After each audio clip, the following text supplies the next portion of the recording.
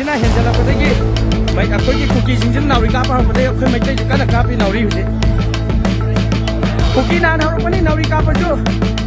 अखोगी low खोइबदा cookie naan हरपनी नाउरी कापजु मखोय naan हरपनी Kapu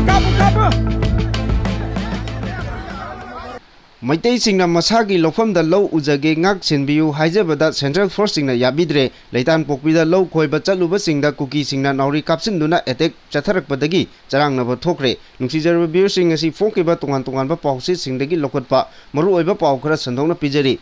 Khundrakum Assembly Constituency ki Sagolmang Police Station na konba leitan pokpi Meitei khulda low unanaba khoiba chalubada masing yamlaba Kuki nupi amasung nupa singna chaitu utu paiduna naurina singba sing kapsilaktuna attack chatharakre thodok adu low unariba lokpham adu Kuki singani haiduna low khoiba lakwa Meitei singda ayuk pung mapan rom tarakpada nauri kapaktuna attack torakhibani matam changna nakal ani gi marakta leitumna thanaba nung langnabana singba sathaki Kuki nha mayam ama nauri paiduna changsilaklaga Meitei singda kapsilakpada mioi ama makongda panduna khara soki hairi thodok adugi matangda lekai aduda leiba mioi amana pause asida hai Leitan pokpi hairiba mafam asida Meitei gi yumnak chama yankai rom khundaduna leiri mafam adugi miyam gi sinpham asi lau singubana oiraga lai makhoi gi lau upham asi leitan pokpi gi Chadu lampak haiba mafam duni Meitei gi yum sanariba mafam adudagi di kilometer ama rom tamak lapnei lokol aduda lau sangam kunsa rom tamak lei apikpa lokol amani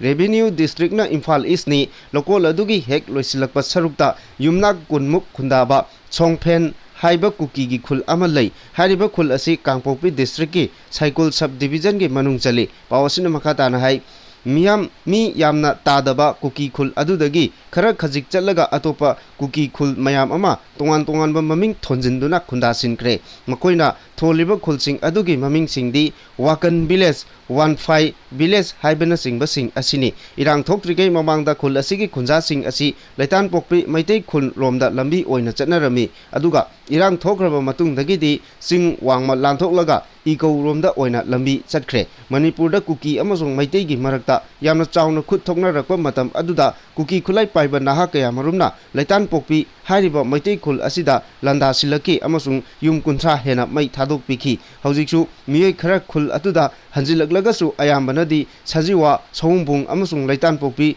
lamdang da hangliba relief camp singda sangsapam lauraga leinari longmi amana pause asida makata na hai Kukiga Meitei ga hanaba haurakpa chahi adumaktada low panba ngamkhide adubu mamangi chahi di Manipur Police amsung Central Force singna ngak selaga low uhanki handaki chahi asidasu khunja singna BSF ki kangbu aduda makhoi low ujage ngak senbiyu haina haijabada ngak senbiyu haiba yakide maduna maram oiraga ngasi ayuk anganbadagi hauna siba changba tamba ama laklagani hainaduna makoina kharana tractor puraga low khoiba haurakpani low sangam khara khoiba hauraba matung Kuki naha ahal thoraktuna akampet ngang saktuna nauri kapsilaktuna attack torakhibani hojikti irang adu maikei kayadagi police personnel sing amasung Central Force singna changsilaktuna control tokre Meitei singna masagi lofamda low panbada fawba Kuki na ayetpa apanba pirakpada Central Force singna madubu mayoknaba ngamdabagi phibam ama leirakpa maikei adongi miyamna yamna pendaba amadi nungaitaba phongdoragli Makatarakpada Manipurda Kukiland Leite Banglal oina Kukiland gi wafam sagalakpa asina kanglupki irang thoklibani haina Foothill Naga Coordinating Committee na phongdokre Manipurda Kukiland Haiba ama Leite Kuki singna Manipurda semjin sajinba kayada yumpham oiraga Kukiland gi manglan sagalakpa asina Manipur state asida kanglupki irang thoknabagi achobo maram oheli historical account amasung government record singda Kuki sing asi Manipur gi indigenous people nate haibasi yamna mayek sengna yauri Kuki sing asi Myanmar amasung Bangladesh tagi ain kaina changlakiba refugee singni haina Foothill Naga Coordinating Committee FNCC na thadokpa chirol amana phongdoragli chirol asina makhata na hai handak Kuki group kharana Mount Kabru Mount Thangjing amasung SP road na chingba sing asi atopa maming ama thonjinna ba honarakiba asi indigenous people singna singda khanaba hoba thong ama oibata natana lamdam asida leminariba indigenous people singda aktengnana threat tobani Kuki militant group singna Nagagi territory da ain kaina bunker sajinba khunda sinba amasung lam thingbana singbagi khongjang changsalakliba asi nungsi chanana leminariba asida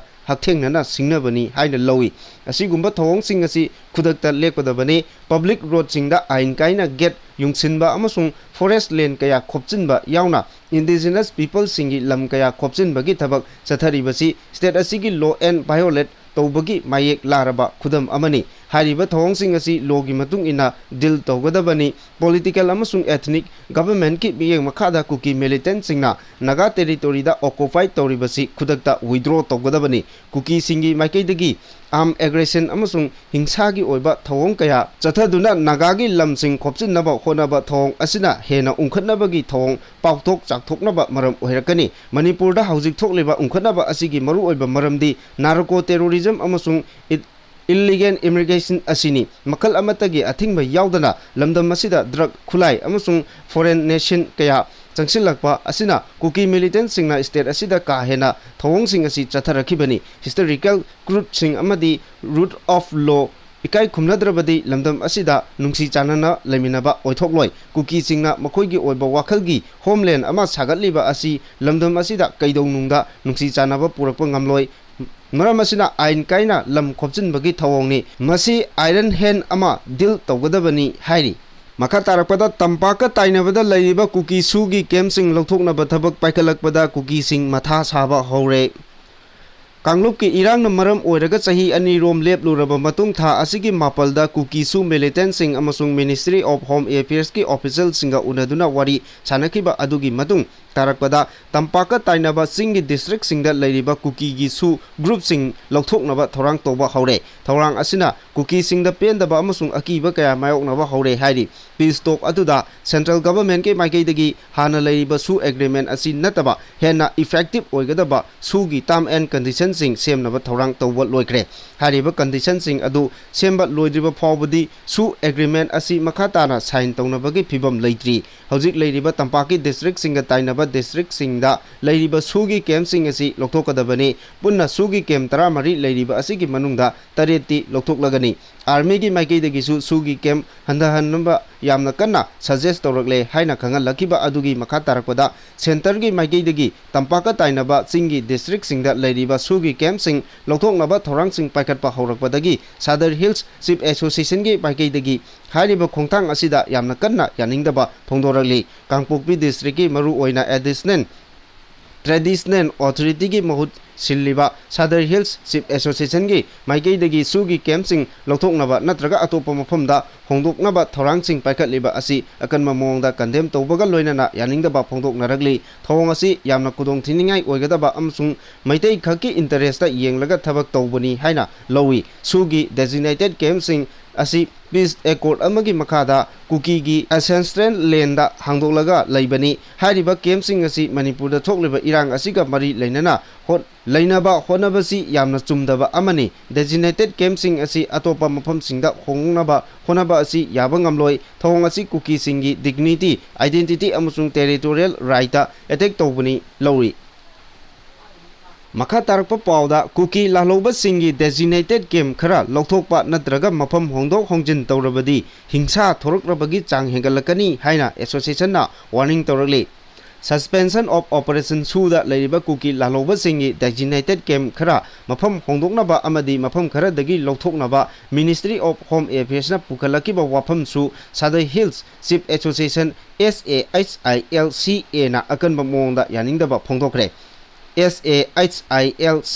gi Information and Publicity Wing na thadokpa matung inna sugi designated camp sing asi Kuki gi lamda leibani Kangpokpe district gi mafam singda leiriba camp sing atopa mafam singda hongdokpa natraga mafam kharadagi lokthokpa haibasi majority community gi ayaba yenglaga makhoigi nungaigadaba lokhatpa khongthang oigani Ministry of Home Affairs na suda leiriba Kuki lalokba singi luchingba singa wari sanakiba asi Manipurda thokliba irang asiga mari leinadaba tongan bani मरम अदुना सेंटरना मिचंग मिखाई नाइदना थबक तौगदबनी करीगुंबा designated camp खरा लौथोकपा नत्रगा मफम होंदोक होंजिन तौरबदी मदुना इरांग असिदा नौना हिंसा थोरक्तुना मुक्नबगी चांग हेंगलकपा ओइना थोकनी हाइना Chirol असिना warning तौरली BJP की spokesperson Michael लमजाथांगना सु abrogate तौनबा PM अमदी home minister दा तक्सिनख्रे India government अमसुंग cookie militant सिंगा चथरिबा सु असी मखाताना चना हंद्रबा खक्तदा लमदम असिदा शांति पुरकपा ngamgani हाइना माइकै कयादगी सेंट्रल गवर्नमेंट ता प्रेशर पीरिंगै चेरक असिदा BJP मणिपुर प्रदेश की स्पोक्सपर्सन टी माइकेल लमजाथांग हौकिप की माइकैदगी KNO अमदी UPF का तौनरिबा सु एग्रीमेंट असी खुदकता एब्रोगेट तौगदबनी हाइना इंडिया के प्राइम मिनिस्टर नरेंद्र मोदी अमदी होम मिनिस्टर अमित शाह दा तक्सिनख्रे BJP की स्पोक्सपर्सन असिगी माइकैदगी सेंटर दा तक्सिनखिबा वारोल अमदा स्टेट असिगी इलेक्टेड गवर्नमेंट असी कोलैप्स ओइबदगी चही असिगी फेब्रुवारी थादगी प्रेसिडेंट रूल लैरखिबनी लोइनना करीगुंबा सु एग्रीमेंट असी मखाताना सांगदोकपा तारबदी मणिपुर दा तंगदु लैतादबा फिबम अमा मायोकनरकनी हौकिबा चही लिसिंगनी कुलुमदोय मे अहुमदगी मणिपुर दा थोलखिबा इरांग असी हौजिक फावबा लाक्सिनबा ngamdabagi मियामना पेंदबा अमसुंग सेंट्रल गवर्नमेंट दा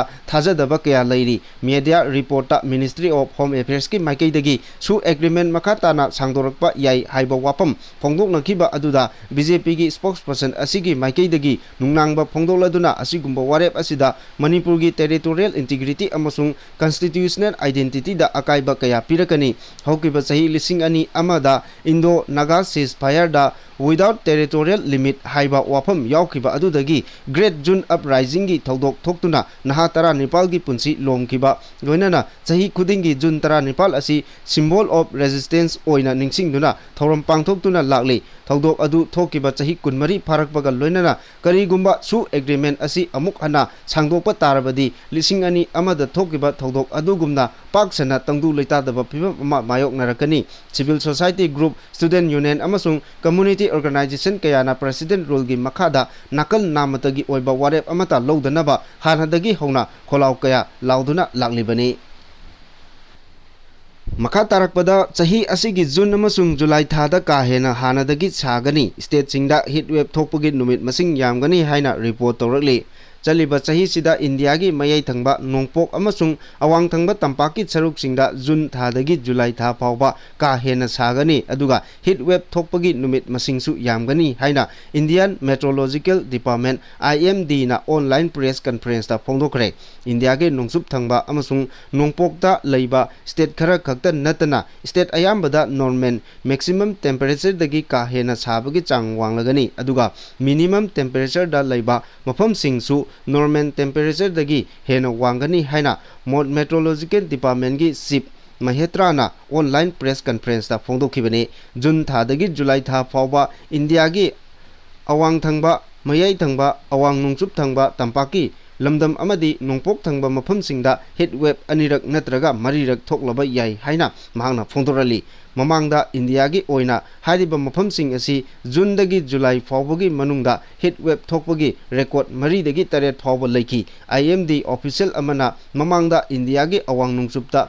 थोकिबा हिट वेव अदुगी सरुक अनि हेंगतुना चही असिगी कालेन था मतमदा थोकलबा याई हाइना फोंदोकिबा लैख्रे नॉर्मल हिट वेव थोकलबा याई हाइना पानरिबा स्टेट सिंग अदुदी राजस्थान गुजरात हरियाणा पंजाब मध्य प्रदेश महाराष्ट्र उत्तर प्रदेश बिहार झारखंड वेस्ट बंगाल ओडिशा छत्तीसगढ़ तेलंगाना आंध्र प्रदेश अमसुंग कर्नाटका अमदी तमिलनाडु की अवांग थंगबा सरुक सिंगनी हाइरे मखा तारकपा अरोइबा पाउदा मियोय मंगा अमगसु पॉजिटिव ओइरे पुन्ना मियोय 13 सुरे मणिपुर कोविड-19 के लाइचत तपना तपना वांखलगली ngarang फावदा कोविड की पॉजिटिव केस निपाल लेरंबदु ngasi नौना मंगा अमगा पॉजिटिव ओइरकपदगी पुन्ना 13 सुख्रे ngasi नौना पॉजिटिव ओइख्रबा मियोय मंगा अदुगी मनुंगदा अहुमना नुपीनी अदुगा अनीना नुपाने नुपी अनि अदुगी मनुंगदा अमना मंतीपुख्री एरिया दगिनी अदुगा अमना बबुपरा दगिनी अदुगा अतोपा अमदुना मेडिकल कॉलेज अमदा थबक तौबिनी नुपी अनि अदुगी मनुंगदा अमना CRPF की पर्सनल ने अदुगा अतोपा नुपा अमदुना सिंजमई युनाम लैकाई एरिया दगी नि हाइरी मकोई थोइना खुदुंग थिनिंगाई ओइद्रे हाइरी